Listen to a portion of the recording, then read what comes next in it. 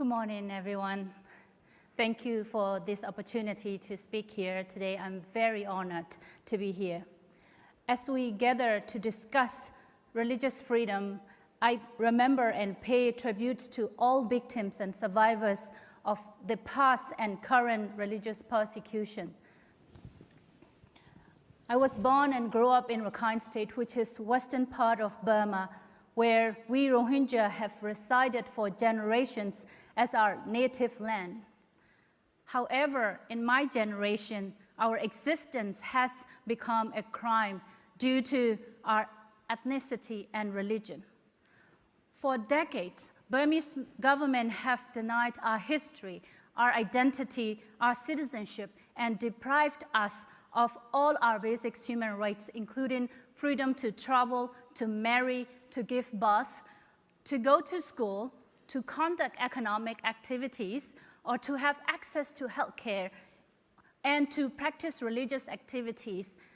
And the list goes on. I was born into insecurity and persecutions, and my entire life has been subjected to many forms of systemic and structural discriminations and dehumanizations, including being imprisoned for 7 years at the age of 18 as my entire family, as a Rohingya political family. Yet, I feel I am a privileged one in my community. My experience is nothing comparable to the experiences of the 1.1 million victims and survivors in Bangladesh refugee camps who had to flee during the genocidal campaign in 2017, and the daily experiences of the remaining 600,000 Rohingya in Myanmar. These survivors and victims witness the most horrific experiences, including the killing of their family members, throwing children into fire, rape thousands of women, including in front of them in most cases, and forcing them to flee their home after torching hundreds of villages. Each and every one of us is a testament to the genocide that we continue to endure every day. For decades, the Burmese military has used these brutal and divide and rule tactics of persecutions against the ethnic and religious minorities across the country. Today, the coup in Myanmar is the result of the whole failure to hold the perpetrators of these atrocity crimes, the military, accountable. Since February, the same military has been using similar tactics against all the people in Myanmar and killed over 900 people, including children and elderly, and detained over 6,000 and forced thousands more to flee from their homes.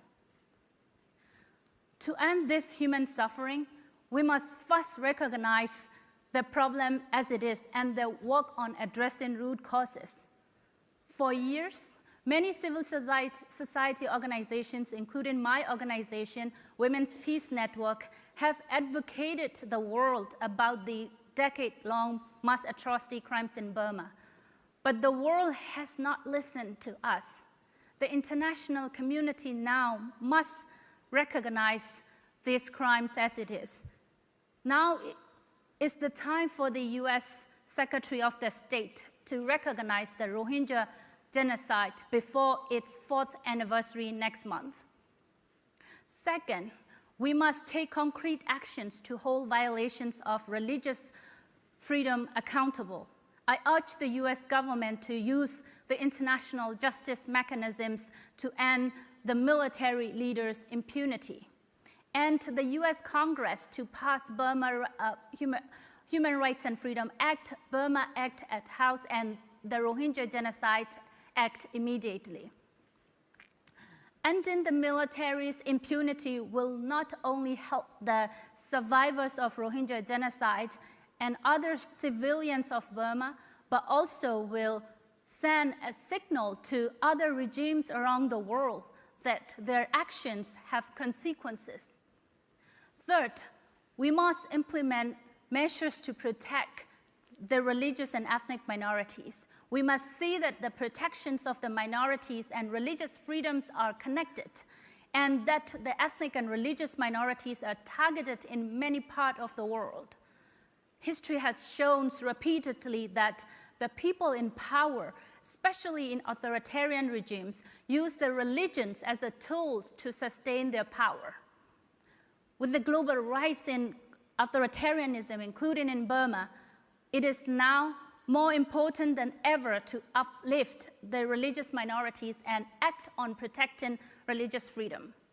Finally, as a member of the persecuted minority, I believe that no one should feel to be born as a crime or persecuted based on their identity.